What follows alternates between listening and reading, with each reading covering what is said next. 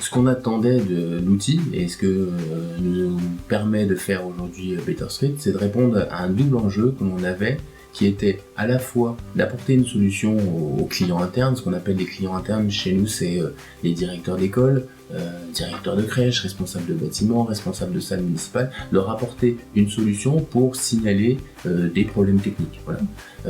Ça, c'était le premier enjeu. Le deuxième enjeu était également, au niveau des services techniques, trouver une solution de gestion et d'organisation de ces demandes-là. On n'avait pas d'outil aujourd'hui à Fanière qui permettait de faire ça. Aujourd'hui, l'outil qui est utilisé et plébiscité par ses clients internes répond tout à fait à la demande et permet de mieux traiter ces demandes-là. Je suis persuadé que l'ouverture de BetterStreet permettra aux administrés de mieux communiquer avec la commune et aussi de valoriser le travail qui est fait par les agents des services techniques, qui est souvent pas su, parce que effectivement il y a beaucoup de choses qui sont faites par les services techniques qui ne sont pas forcément visibles pour l'ensemble des administrés. Dans une commune de la taille de la nôtre, je dirais que les élus sont en prise directe avec la population. On nous remonte très souvent des problèmes. Donc on avait l'habitude de prendre beaucoup de notes sur des post-it, des bouts de papier, etc. Et donc nous étions à la recherche d'une solution innovante. J'ai un petit souci devant chez moi. Oui, Dégradation de la route, je suis bien au bon endroit. c'est ça. Alors j'ai un nid de poule, avenue du Général Leclerc. Je vais faire le signalement service technique.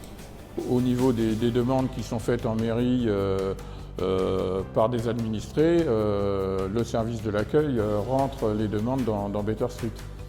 Donc derrière, on a notre suivi. Donc, au service technique de la ville de Fanière, nous sommes 14. Donc, il y a 6 agents qui sont sur les espaces verts, 6 agents sur les bâtiments et un agent contractuel qui va aussi bien aux espaces verts qu'aux bâtiments. Alors, je pense que dans l'application au quotidien, on va dire les points les plus utiles, enfin qui me paraissent en tout cas le plus utiles, sont la géolocalisation et vraiment la visualisation de l'intervention, enfin du signalement, pardon. Le fait de voir le signalement, l'agent quand il arrive, il a beaucoup plus de détails et il sait précisément où il va pouvoir intervenir.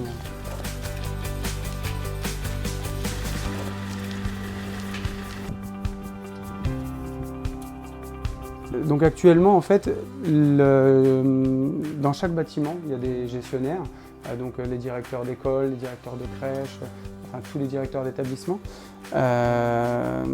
qui vont nous faire des signalements. Dès qu'on va recevoir en fait, le signalement, on va avoir la possibilité donc, de le planifier par un glisser-déposer, par carrément une saisie donc, sur un calendrier, donc, pour pouvoir planifier une date d'intervention. Maintenant, nous n'avons quasiment plus qu'un seul canal d'information qui est BetterStreet. En tout cas, on a essayé de n'avoir plus qu'un seul canal, parce qu'initialement, on pouvait avoir des demandes qui arrivent sous forme de post-it, sous forme d'appels téléphoniques, de SMS, de mails. On en avait vraiment sous différents canaux, donc il fallait réussir à centraliser tout pour pouvoir intervenir de façon la plus cadrée possible, j'ai envie de dire. Pour le signalement, moi je m'en sers très régulièrement. Il suffit de passer dans une rue, de voir quelque chose qui est anormal pour pouvoir le signaler, avoir la photo, la géolocalisation.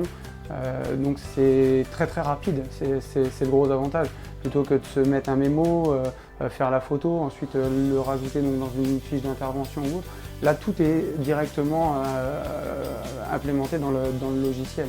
Donc c'est vraiment très pratique. Et au quotidien, c'est vrai que maintenant, on aurait des difficultés à travailler sans, on va dire.